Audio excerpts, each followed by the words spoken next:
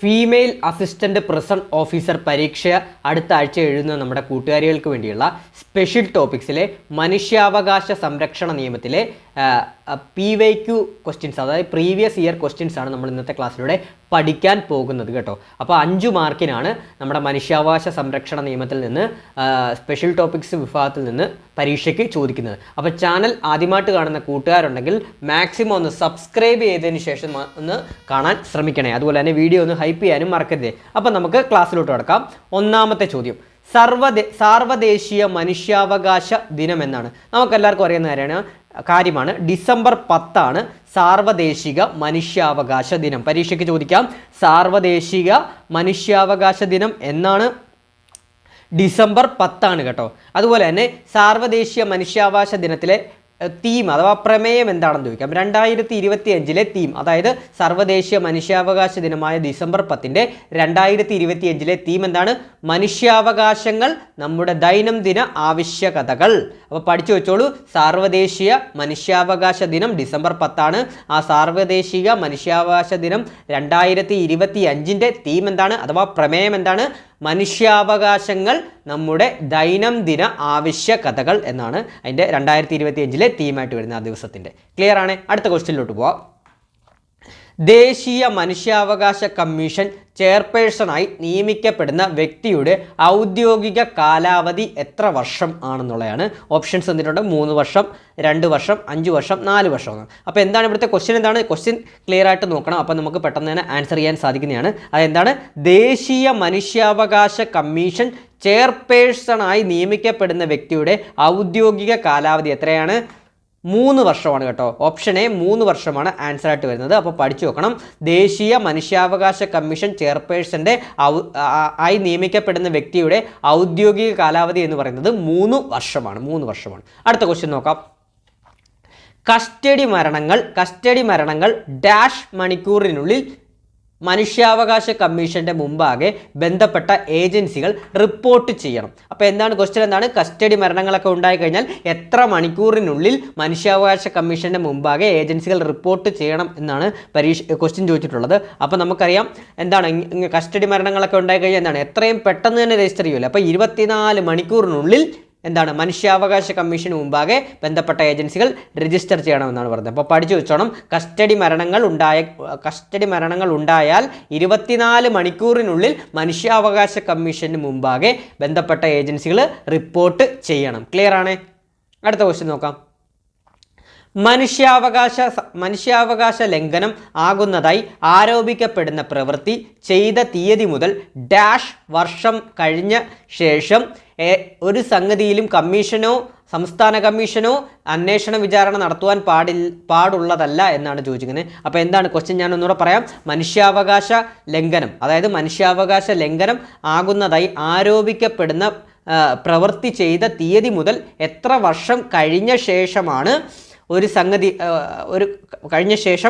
സംഗതിയിൽ കമ്മീഷനോ സംസ്ഥാന കമ്മീഷനോ അന്വേഷണ വിചാരണ നടത്തുവാൻ പാടുള്ളതല്ല. അതായത് ഇത്രയേ ഉള്ളൂ. ഒരു മനുഷ്യാവകാശ ലംഘനം നടന്നു കഴിഞ്ഞാൽ എത്ര വർഷത്തിനുള്ളിൽ എന്താണ് കമ്മീഷൻ ഇടപെടാൻ സാധിക്കുന്നതാണെന്നുള്ളതാണ് ചോദിക്കുന്നത്. അതായത് വിചാരണ നടത്താൻ സാധിക്കുന്നുള്ളതെന്നാണ് ചോദിക്കുന്നത്. അപ്പോൾ നമുക്ക് ഇതിന് ആൻസർ വരുന്നതെന്ന് പറഞ്ഞാൽ 1 വർഷമാണ്.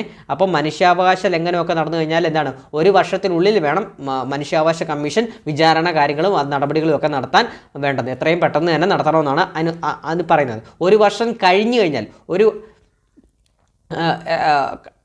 1 വർഷം കഴിഞ്ഞു കഴിഞ്ഞാൽ വിചാരണ സംസ്ഥാന കമ്മീഷനോ അതുപോലെ തന്നെ ദേശീയ കമ്മീഷനോ വിചാരണ നടത്തുവാൻ പാടുള്ളതല്ല എന്നാണ് ഇവിടെ പറയുന്നത് കേട്ടോ. അപ്പോൾ വിചാരണ നടത്തേണ്ടത്, അതായത് സംസ്ഥാന കമ്മീഷനോ ദേശീയ കമ്മീഷനോ മനുഷ്യാവകാശ ലംഘനം നടന്നു കഴിഞ്ഞാൽ 1 വർഷത്തിനുള്ളിൽ തന്നെ വിചാരണ നടത്തണം എന്നാണ് ഇവിടെ പറയുന്നത്. ക്ലിയർ ആണ്? അടുത്ത ചോദ്യം, നെൽസൺ മണ്ടേല റൂൾ എന്ന് ഇപ്പോൾ അറിയപ്പെടുന്ന പ്രമാണം എന്താണെന്നാണ്. അപ്പം നല്ലൊരു ക്വസ്റ്റ്യനാണ്. പരീക്ഷയ്ക്ക് ചോദിക്കും. ഈ 2025 നടന്ന അസിസ്റ്റന്റ് പ്രിസൺ ഓഫീസർ ഡ്രൈവർ പരീക്ഷയിൽ ചോദിച്ചൊരു ചോദ്യമാണ്. നെൽസൺ മണ്ടേല റൂൾ എന്ന് ഇപ്പോൾ അറിയപ്പെടുന്ന പ്രമാണം എന്താണെന്നാണ്. അപ്പോൾ അത് പഠിച്ചു നോക്കണം. 1955 standard minimum rules for treatment of പ്രിസണേഴ്സാണ്. കേട്ടോ. അപ്പോൾ പഠിച്ചു വെച്ചോളൂ. എന്താണ് നെൽസൺ മണ്ടേല റൂൾ എന്നറിയപ്പെടുന്ന പ്രമാണം എന്താണ്? 1955 standard minimum rule for treatment of prisoners ആണ്. ക്ലിയർ ആണ്. അടുത്ത ക്വസ്റ്റ്യൻ നോക്കാം. മനുഷ്യാവകാശ കമ്മീഷന്റെ നേരിട്ടുള്ള അധികാരത്തിൽ വരാത്തത് ഏതാണ്? ക്വസ്റ്റ്യൻ നന്നായിട്ട് നോക്കണം. മനുഷ്യാവകാശ കമ്മീഷന്റെ നേരിട്ടുള്ള അധികാരത്തിൽ വരാത്തത് ഏതെന്നാണ്, ബന്ധമില്ലാത്തതാണ്. നോക്കാം, നമുക്ക് ഓരോ ഓപ്ഷൻസും നോക്കി പോകാം. വരാത്തത് ഏതെന്ന് നോക്കാം. ഫസ്റ്റിന് നോക്കാം, ഏതെങ്കിലും ആളെ അറസ്റ്റ് ചെയ്യുന്നതിന്. ഞാൻ ഓപ്ഷൻസ് പറയാം, അപ്പോൾ നിങ്ങൾക്ക് കുറച്ചുകൂടെ കണക്റ്റ് ആവില്ല. ഏതെങ്കിലും ആളെ അറസ്റ്റ് ചെയ്യുന്നതിന്, ഏതെങ്കിലും ആളെ സമൻ ചെയ്യുകയും ഹാജരാക്കുകയും വിസ്തരിക്കുകയും ചെയ്യുന്നത്, ഏതെങ്കിലും പ്രമാണം കണ്ടെത്തുവാനും ഹാജരാക്കുവാനും ആവശ്യപ്പെടുന്നത്, ഏതെങ്കിലും ഓഫീസിൽ നിന്നും ഏതെങ്കിലും പൊതുരേഖയോ പകർപ്പോ ആവശ്യപ്പെടുന്നത്. ഇവിടെ ആൻസർ ഏതാണ്? നമുക്ക് അറിയാം, ഓപ്ഷൻസ് വായിച്ചാൽ തന്നെ നമുക്ക് കിട്ടും. ഏതാണ്? ഓപ്ഷൻ എ ആണ് ഇവിടെ ആൻസറായിട്ട് വരുന്നത്, അതായത് അധികാരത്തിൽ വരാത്തത് കേട്ടോ. അപ്പോൾ ഏതാണ്? ഏതെങ്കിലും ആളെ അറസ്റ്റ് ചെയ്യുന്നതാണ് അധികാരത്തിൽ വരാത്തത്. അത് ഓപ്ഷൻസ് വായിക്കുമ്പോൾ തന്നെ കിട്ടും. ഓപ്ഷൻ എ ആണ് ആൻസർ. അടുത്ത ക്വസ്റ്റ്യൻ നോക്കാം. സംസ്ഥാന മനുഷ്യാവകാശ കമ്മീഷൻ അംഗങ്ങളിൽ പെടാത്തത് ആരാണ്? സംസ്ഥാന മനുഷ്യാവകാശ കമ്മീഷൻ അംഗങ്ങളിൽ പെടാത്തത് ആരാണ് എന്നുള്ളതാണ് ചോദിക്കുന്നത്. 4 ഓപ്ഷൻസ് നമുക്ക് തന്നിട്ടുണ്ട്. അപ്പോൾ നമുക്ക് നോക്കാം. ഒരു ഹൈക്കോടതി ചീഫ് ജസ്റ്റിസ് ആയിരുന്ന വ്യക്തി അംഗങ്ങളിൽ പെടാത്തത്, അതായത് ഒരു ഹൈക്കോടതി ചീഫ് ജസ്റ്റിസ് ആയിരുന്ന വ്യക്തിക്ക് അംഗമാവാൻ സാധിക്കുന്നതാണ്. അതുപോലെ തന്നെ ഒരു ഹൈക്കോടതിയിൽ ഒരു ജഡ്ജി ആയിരിക്കുന്നതോ ആയ വ്യക്തി, അവർക്കും പറ്റുന്നതാണ്, ഒരു അംഗമാവാൻ സാധിക്കുന്നതാണ്. അതുപോലെ തന്നെ കുറഞ്ഞ 7 വർഷം ആ സംസ്ഥാനത്തെ ജില്ലാ ജഡ്ജി ആയിരുന്ന ഒരു ജില്ലാ ജഡ്ജി, അവർക്കും പറ്റും. അതുപോലെ തന്നെ സുപ്രീം കോടതി ജഡ്ജി ആയിരുന്നതോ ആയ ഒരു വ്യക്തി, അപ്പം അതാണ് പറ്റാത്തത് കേട്ടോ. അപ്പം നോട്ട് ചെയ്ത് വെക്കണേ. അപ്പോൾ അതിനകത്ത് ബന്ധമില്ലാത്തത്, അംഗങ്ങളിൽ പെടാത്തത് ആരാണ്? ഏത് ഓപ്ഷനാണ്? സുപ്രീം കോടതി ജഡ്ജി ആയിരുന്നതോ ആയ ഒരു വ്യക്തിയാണ് സംസ്ഥാന മനുഷ്യാവകാശ കമ്മീഷനിൽ അംഗങ്ങളിൽ പെടാത്തത് എന്ന് പറയുന്നത്. ക്ലിയർ ആണ്. അപ്പോൾ നമുക്ക് ജസ്റ്റ് ഒന്ന് നോക്കാം. അതായത് നമ്മുടെ സംസ്ഥാന മനുഷ്യാവകാശ കമ്മീഷനിൽ അംഗങ്ങൾ ആരൊക്കെയാണെന്നുള്ളത് നമ്മളൊന്ന് അറിഞ്ഞിരിക്കണം. ഞാൻ പറയാം, നിങ്ങളൊന്ന് കേട്ടിരിക്കണം. ഒരു മിനിറ്റ്.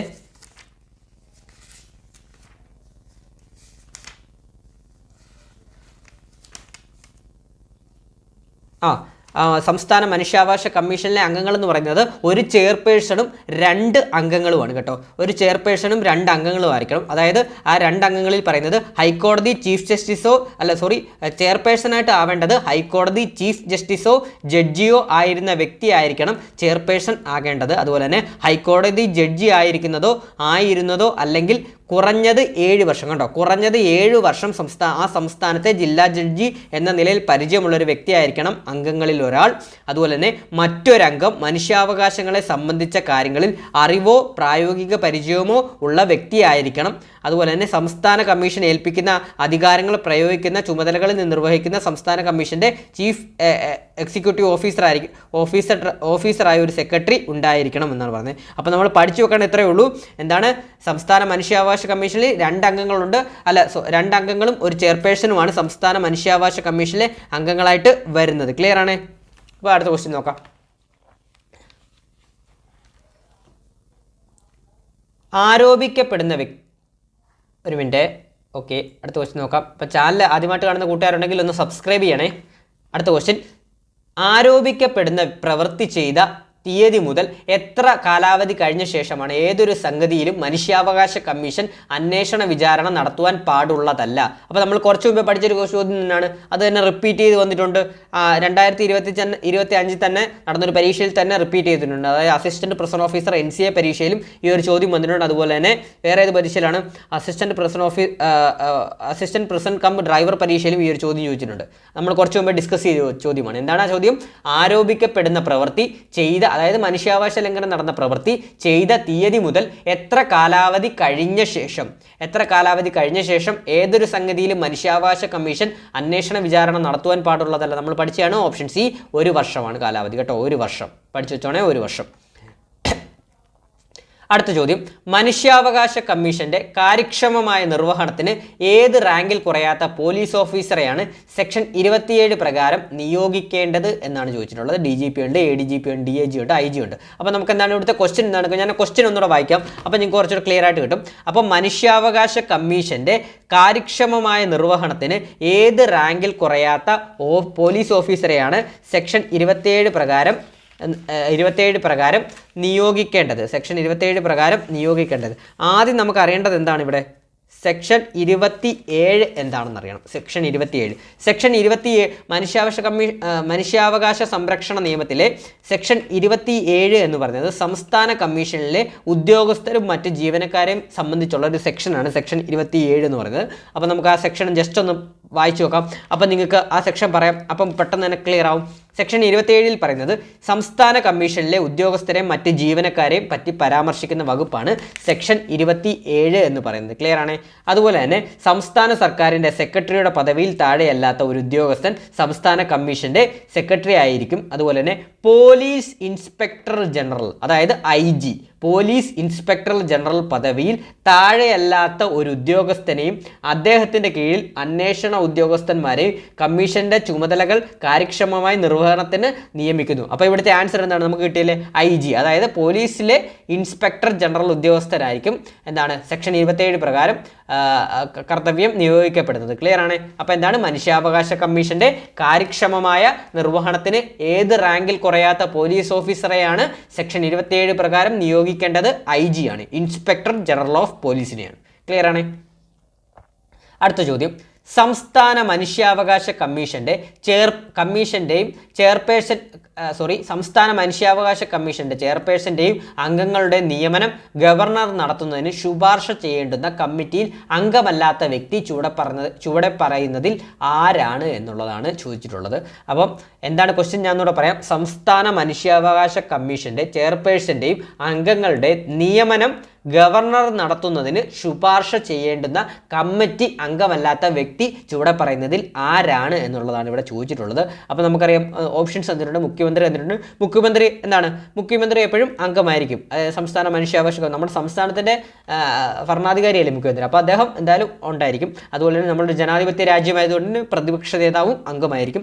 അതുകൂടാതെ തന്നെ പിന്നെ വരുന്നതെന്ന് പറഞ്ഞാൽ നിയമസഭാ സ്പീക്കറും അംഗമായിരിക്കും. കാരണം നിയമസഭാ സ്പീക്കർക്കാണ് എന്താണ് ശുപാർശ നൽകുന്നത്. അപ്പോൾ നിയമസഭാ സ്പീക്കറും അംഗമായിരിക്കും ആ ഒരു കമ്മിറ്റിയിൽ. അതുപോലെ തന്നെ അംഗമല്ലാത്തത് ഓപ്ഷൻ സി നിയമമന്ത്രിയാണ് കേട്ടോ. നിയമമന്ത്രിയാണ് അംഗമല്ലാത്ത വ്യക്തി കേട്ടോ. ക്ലിയർ ആണ്.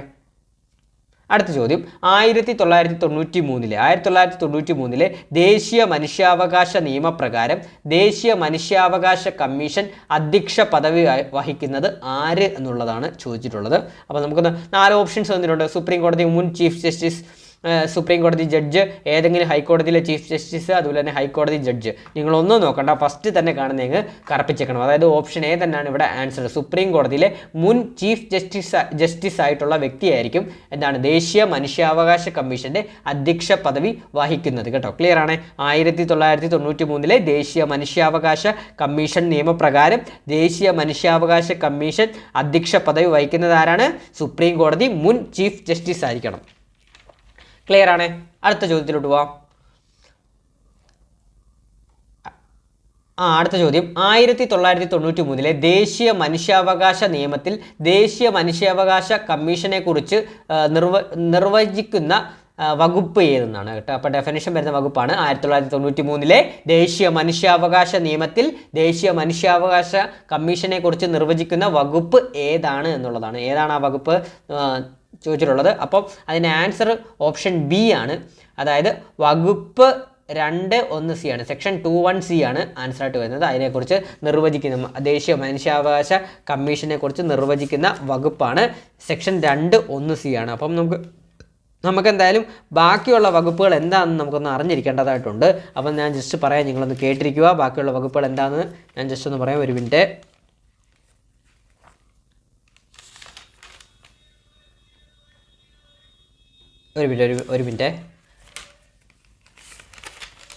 യെസ്, ഓക്കെ, നമുക്ക് പറയാം. സെക്ഷൻ 2(1)(c) ആണ് ദേശീയ മനുഷ്യാവകാശ കമ്മീഷനെ കുറിച്ച് നിർവചിക്കുന്ന സെക്ഷൻ.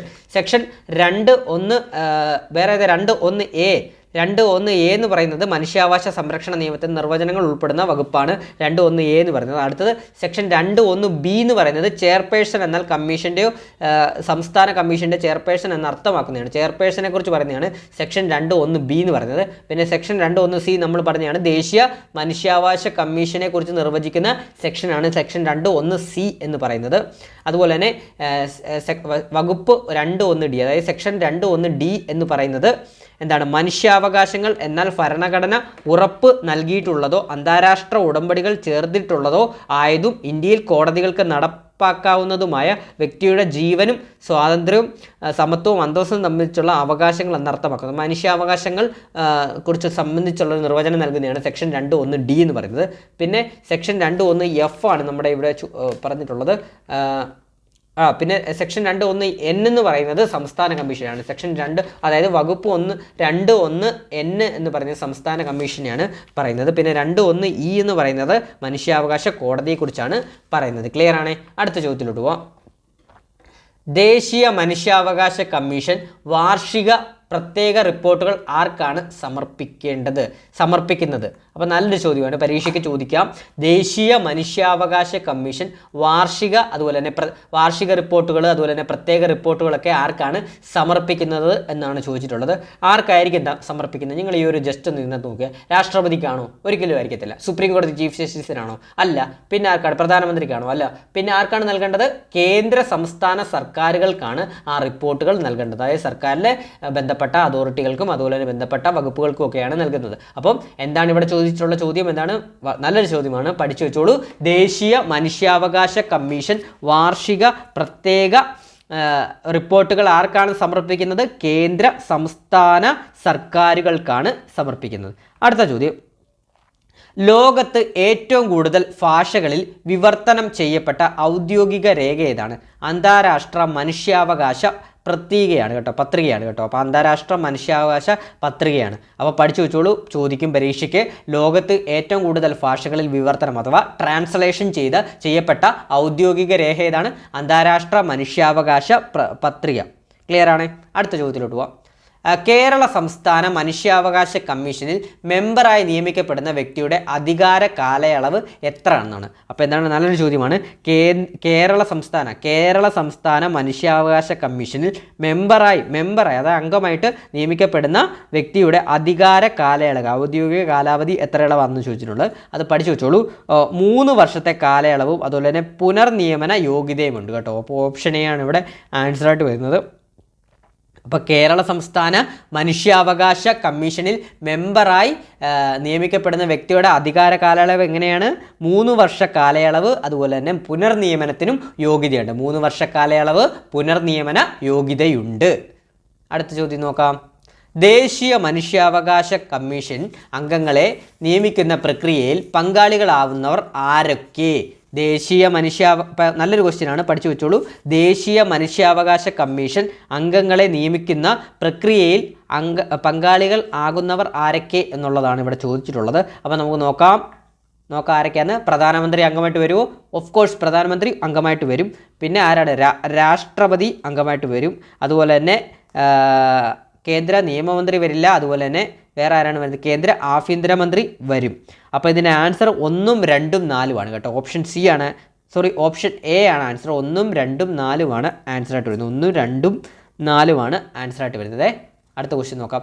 സംസ്ഥാന മനുഷ്യാവകാശ കമ്മീഷനുമായി ബന്ധപ്പെട്ട താഴെ കൊടുത്തിരിക്കുന്ന പ്രസ്താവനകൾ ഏതൊക്കെയാണ് ശരി എന്നുള്ളതാണ് നോക്കുന്നത്. അപ്പോൾ പ്രസ്താവനകൾ തന്നിട്ടുണ്ട്, ഏതൊക്കെയാണ് ശരി എന്നുള്ളത് നമുക്ക് നോക്കാം. ശരിയായ പ്രസ്താവനകൾ ഒരു മിനിറ്റ്. ശരിയായ പ്രസ്താവനകളാണ്. നമ്മൾ ടൈപ്പ് ചെയ്ത മിസ്റ്റേക്കായി പോയതാണ്. ശരിയായ പ്രസ്താവനകൾ. അപ്പോൾ സംസ്ഥാന മനുഷ്യാവകാശ കമ്മീഷനുമായി ബന്ധപ്പെട്ട് താഴെ കൊടുത്തിരിക്കുന്നവയിൽ ശരിയായ പ്രസ്താവനകൾ ഏതൊക്കെ എന്നാണ് ചോദിച്ചിട്ടുള്ളത്. നമുക്ക് നോക്കാം. അംഗങ്ങളുടെ കാലാവധി 5 വർഷമോ അല്ലെങ്കിൽ 70 വയസ്സോ എന്നതോ ആണ്. ശരിയാണോ? തെറ്റായിട്ടുള്ള സ്റ്റേറ്റ്മെൻ്റ് അല്ലേ? അത് തെറ്റായിട്ടുള്ള സ്റ്റേറ്റ്മെൻ്റ് ആണ്. അതുപോലെ തന്നെ അടുത്ത സ്റ്റേറ്റ്മെൻറ്റ് ഏതാണ്? കമ്മീഷൻ അംഗങ്ങളെ നിയമിക്കുന്നത് നീക്കം ചെയ്യുന്നത് ഗവർണറാണ്. അത് തെറ്റായിട്ടുള്ള സ്റ്റേറ്റ്മെൻ്റ് ആണ്. നിയമിക്കുന്നത് ഗവർണറാണ്, നീക്കം ചെയ്യുന്നത് ഗവർണറല്ല. അപ്പം അത് തെറ്റായിട്ടുള്ള സ്റ്റേറ്റ്മെൻ്റ് ആണ്. അതുപോലെ തന്നെ അംഗങ്ങളെ തിരഞ്ഞെടുക്കുന്ന കമ്മിറ്റിയിൽ നിയമസഭാ സ്പീക്കർ അംഗമാണ്. അത് ശരിയായിട്ടുള്ള സ്റ്റേറ്റ്മെൻ്റ് ആണ്. അംഗങ്ങൾക്ക് പുനർനിയമനത്തിന് അർഹതയില്ല. നമ്മൾ കുറച്ച് മുമ്പ് കഴിഞ്ഞ ക്വസ്റ്റ്യനിൽ പഠിച്ചാണ് പുനർനിയമനത്തിന് അർഹതയുണ്ട്. അപ്പോൾ ഇവിടെ ആൻസർ ഏതാണ്? ഓപ്ഷൻ ബി ആണ്. 3 മാത്രമാണ്. അതായത് സ്റ്റേറ്റ്മെൻറ്റ് 3 മാത്രമാണ് ഇവിടെ ശരിയായിട്ടുള്ള സ്റ്റേറ്റ്മെൻ്റ് ആയിട്ട് വരുന്നത്. ബാക്കിയെല്ലാം തെറ്റാണ്. ക്ലിയർ ആണ്? അടുത്ത ചോദ്യത്തിലോട്ട് പോവാം. സംസ്ഥാന മനുഷ്യാവകാശ കമ്മീഷൻ നിലവിൽ വന്നത് എന്നാണ്? 1998 ഡിസംബർ 11. 1998 ഡിസംബർ 11 സ്റ്റേറ്റ്മെൻ്റ് ആയിട്ടൊക്കെ ചോദിക്കാം. സംസ്ഥാന മനുഷ്യാവകാശ കമ്മീഷൻ നിലവിൽ വന്ന ഡേറ്റ് എന്നാണ്? 1998 ഡിസംബർ 11 ആണ്. അടുത്ത ചോദ്യം, 1993 മനുഷ്യാവകാശ സംരക്ഷണ നിയമം അനുസരിച്ച് ദേശീയ മനുഷ്യാവകാശ കമ്മീഷൻ നിലവിൽ വന്നത് എന്നാണ്? അപ്പം സംസ്ഥാന മനുഷ്യാവകാശ കമ്മീഷൻ 1998 ഡിസംബർ 11 ദേശീയ മനുഷ്യാവകാശ കമ്മീഷൻ വന്നത് 1993 1993 ഒക്ടോബർ 12 ഒക്ടോബർ 12 ഞാൻ ഒന്നുകൂടെ പറയാം. 1993 മനുഷ്യാവകാശ സംരക്ഷണ നിയമം അനുസരിച്ച് ദേശീയ മനുഷ്യാവകാശ കമ്മീഷൻ നിലവിൽ വന്നത് എന്നാണ്? 1993 ഒക്ടോബർ 12. ക്ലിയർ ആണ്? അടുത്ത ചോദ്യം, ദേശീയ മനുഷ്യാവകാശ കമ്മീഷൻ ചെയർമാനെ നിയമിക്കാനുള്ള അധികാരം ആർക്കാണ്? രാഷ്ട്രപതിക്കാണ് കേട്ടോ, രാഷ്ട്രപതിക്കാണ്. പഠിച്ചു വെച്ചോളൂ. ദേശീയ മനുഷ്യാവകാശ കമ്മീഷൻ ചെയർമാനെ നിയമിക്കാനുള്ള അധികാരം ആർക്കാണ്? രാഷ്ട്രപതിക്കാണ്. അടുത്ത ചോദ്യം, താഴെ പറയുന്നതിൽ ദേശീയ മനുഷ്യാവകാശ കമ്മീഷനിൽ എക്സ് ഒഫിഷ്യോ മെമ്പർ അല്ലാത്തത് ആര് എന്നാണ്? അപ്പം എക്സ് ഒഫിഷ്യോ മെമ്പർ അല്ലാത്തത് ആര് എന്നാണ് ചോദിച്ചിരിക്കുന്നത്. അപ്പം നമുക്ക് നോക്കാം. ദേശീയ വനിതാ commission chairperson ex officio member ആണോ? ശരിയാണ്. അതുപോലെ തന്നെ കേന്ദ്ര നിയമവകുപ്പ് മന്ത്രി എക്സ് ഒഫിഷ്യോ മെമ്പർ ആണോ? അല്ല. അതുപോലെ തന്നെ ദേശീയ പട്ടികവർഗ കമ്മീഷൻ ചെയർമാൻ എക്സ് ഒഫിഷ്യോ മെമ്പറാണ്. അതുപോലെ തന്നെ ദേശീയ പട്ടികജാതി കമ്മീഷൻ ചെയർമാനും എക്സ് ഒഫിഷ്യോ മെമ്പറാണ്. അപ്പോൾ ഇതിനകത്ത് എക്സ് ഒഫിഷ്യോ മെമ്പർ അല്ലാത്തത് കേന്ദ്ര നിയമ വകുപ്പ് മന്ത്രിയാണ്. അപ്പോൾ ഇവിടെ ആൻസർ ഓപ്ഷൻ ബി ആണ് കേട്ടോ. അപ്പോൾ നമ്മളൊന്ന് പഠിച്ചിരിക്കേണ്ടതായിട്ടുണ്ട്. അപ്പം എന്താണ് ദേശീയ മനുഷ്യാവകാശ കമ്മീഷനിലെ എക്സ് ഒഫിഷ്യോ അംഗങ്ങളെക്കുറിച്ച് ഞാനൊന്ന് പറയാം, നിങ്ങൾ കേട്ടിരിക്കണം. അത് പഠിച്ചു വെക്കേണ്ട വളരെ ഇമ്പോർട്ടൻ്റ് ആണ്. അപ്പോൾ എക്സ് ഒഫിഷ്യോ അംഗങ്ങൾ എന്ന് പറയുമ്പോൾ ഒന്നാമത്തെ ആൾ ദേശീയ പിന്നാക്ക വിഭാഗ കമ്മീഷൻ ചെയർപേഴ്സൺ, അതായത് OBC കമ്മീഷൻ്റെ ചെയർപേഴ്സൺ. രണ്ടാമത്തെ ദേശീയ ന്യൂനപക്ഷ കമ്മീഷൻ ചെയർപേഴ്സൺ. പിന്നെ ദേശീയ ബാലാവകാശ സംരക്ഷണ കമ്മീഷൻ ചെയർപേഴ്സൺ, ദേശീയ പട്ടികജാതി കമ്മീഷൻ ചെയർപേഴ്സൺ, ദേശീയ പട്ടികവർഗ കമ്മീഷൻ ചെയർപേഴ്സൺ, ദേശീയ വനിതാ കമ്മീഷൻ ചെയർപേഴ്സൺ, ഭിന്നശേഷിക്കാരായ വ്യക്തികളുടെ ചീഫ് കമ്മീഷണർ എന്നിവരെ ഇത്രയും പേരാണ് എക്സ് ഒഫിഷ്യോ അംഗങ്ങളായിട്ട് വരുന്നത്. ദേശീയ മനുഷ്യാവകാശ കമ്മീഷനിലെ എക്സ് ഒഫിഷ്യോ അംഗങ്ങളായിട്ട് വരുന്നത്. ക്ലിയർ ആണ്? അടുത്ത ചോദ്യത്തിലോട്ട് പോവാം. ദേശീയ മനുഷ്യാവകാശ കമ്മീഷൻ അംഗങ്ങളെ ശുപാർശ ചെയ്യുന്ന കമ്മിറ്റിയുടെ ചെയർമാൻ ആരാണ്? ഓഫ് കോഴ്സ് പ്രധാനമന്ത്രി തന്നെയാണ്. പഠിച്ചു വെച്ചോണം. ദേശീയ മനുഷ്യാവകാശ കമ്മീഷൻ അംഗങ്ങളെ ശുപാർശ ചെയ്യുന്ന കമ്മിറ്റിയുടെ ചെയർമാൻ ആരാണ്? പ്രധാനമന്ത്രിയാണ്. ദേശീയ മനുഷ്യാവകാശ കമ്മീഷന്റെ മുഖ്യ കാര്യനിർവഹണ ഉദ്യോഗസ്ഥൻ ആരാണ്? സെക്രട്ടറി ജനറൽ ആണ് കേട്ടോ. വളരെ ഇമ്പോർട്ടൻ്റ് ആണ്, പരീക്ഷയ്ക്ക് ചോദിക്കും. അപ്പോൾ ചോദ്യം എന്താണ്? നല്ല രീതിയിൽ പഠിച്ചു വെച്ചോളൂ. ദേശീയ മനുഷ്യാവകാശ കമ്മീഷന്റെ മുഖ്യ കാര്യനിർവഹണ ഉദ്യോഗസ്ഥൻ ആരാണ്? സെക്രട്ടറി ജനറൽ ആണ്. ക്ലിയർ ആണ്? അടുത്ത ചോദ്യം, ദേശീയ മനുഷ്യാവകാശ കമ്മീഷനെ സംബന്ധിച്ച് ശരിയല്ലാത്തത് ഏതെന്നാണ് നോക്കാം. നമുക്ക് ഓരോ സ്റ്റേറ്റ്മെൻറ്റ് നോക്കാം. ശരിയല്ലാത്തത് ഏതെന്ന് നോക്കാം. നമുക്ക് ഒന്നാമത്തേത് മനുഷ്യാവകാശങ്ങളെക്കുറിച്ചുള്ള ഉടമ്പടികളും മറ്റ് അന്താരാഷ്ട്ര നിയമങ്ങളും പഠിക്കാനും അവ ഫലപ്രദമായി നടപ്പിലാക്കുന്നതിനുള്ള ശുപാർശകൾ നൽകാനുമുള്ള അധികാരം. ശരിയാണ്, അത് ശരിയായിട്ടുള്ള സ്റ്റേറ്റ്മെൻ്റ് ആണ്. അടുത്തത് നോക്കാം.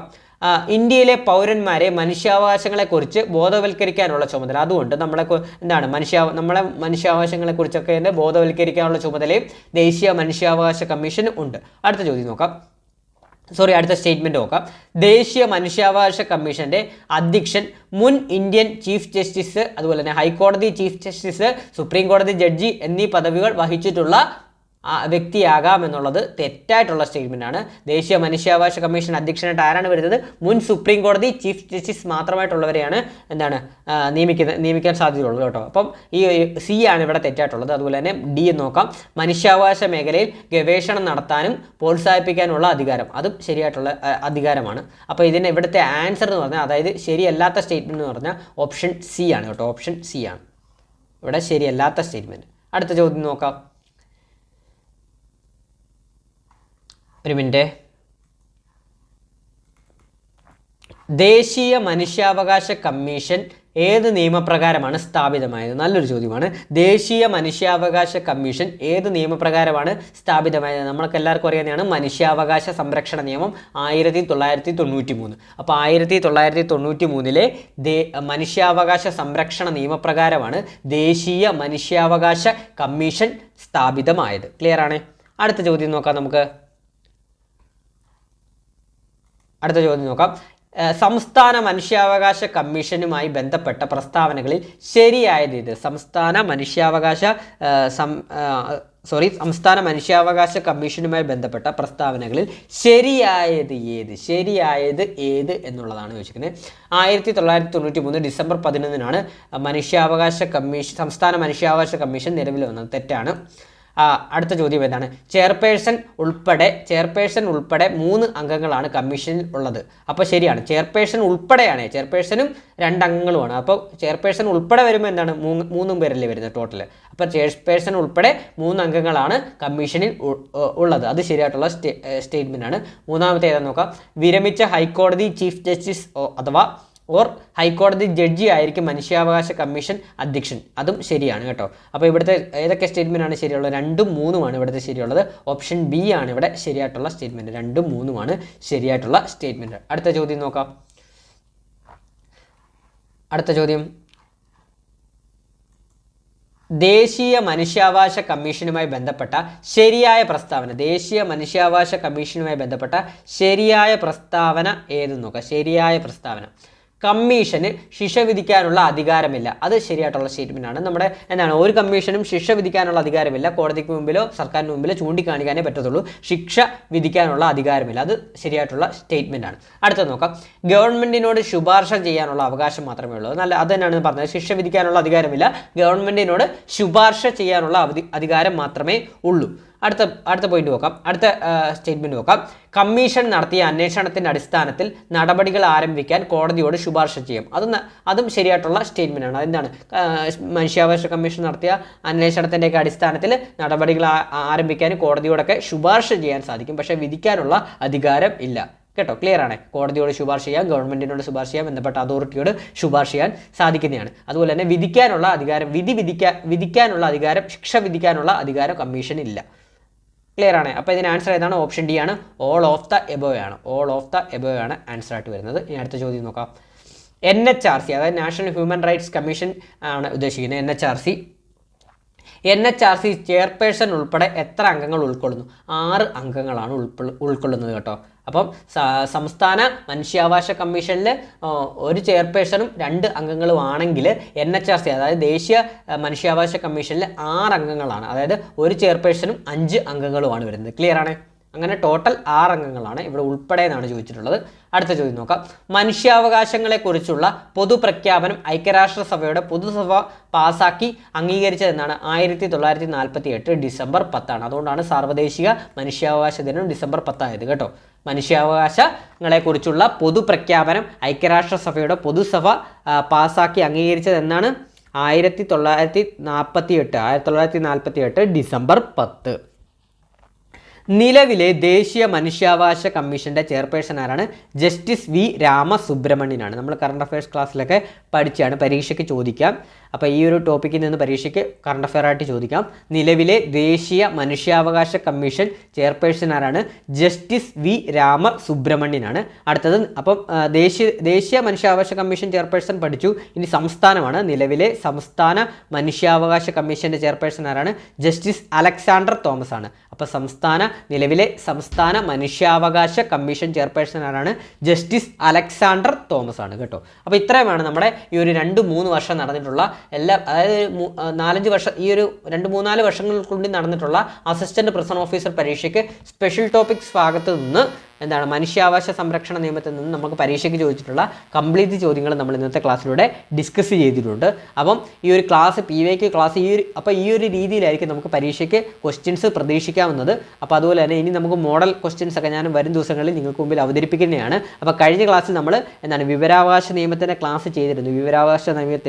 വിവരാവകാശ നിയമത്തിൻ്റെ പ്രീവിയസ് ഇയർ ക്വസ്റ്റ്യൻസിൻ്റെ ക്ലാസ് ചെയ്തിരുന്നു. അപ്പോൾ അത് കണ്ടിട്ടില്ലാത്ത കൂട്ടുകാരുണ്ടെങ്കിൽ മാക്സിമം ഒന്ന് പോയി കാണാൻ ശ്രമിക്കുക. അതുപോലെ തന്നെ സ്പെഷ്യൽ ടോപ്പിക്സ് ക്ലാസ്സസ് ഒക്കെ നമ്മൾ ചെയ്തിട്ടുണ്ട്. ജയിൽ ഘടനയെക്കുറിച്ചുള്ള ക്ലാസ്സും അതുപോലെ തന്നെ സൈക്കോളജി വിഭാഗത്തിലെ ക്ലാസ്സും ഒക്കെ ചെയ്തിട്ടുണ്ട്. ഇനി വരും ദിവസങ്ങളിൽ നമ്മൾ ഇനി ബാക്കി 2 ടോപ്പിക്കുകൾ, അതായത് സൈക്കോളജി ടോപ്പിക്കും അതുപോലെ തന്നെ ജയിൽ വകുപ്പുമായിട്ട് ബന്ധപ്പെട്ട ടോപ്പിക്കിൻ്റെയൊക്കെ PYQ ക്വസ്റ്റ്യൻസ്, അതിനുശേഷം മോഡൽ ക്വസ്റ്റ്യൻസ് ഒക്കെ നമ്മൾ സ്റ്റാർട്ട് ചെയ്യുന്നതാണ്. അപ്പോൾ മാക്സിമം നമ്മുടെ ചാനൽ ഒന്ന് സപ്പോർട്ട് ചെയ്ത് വെക്കുക.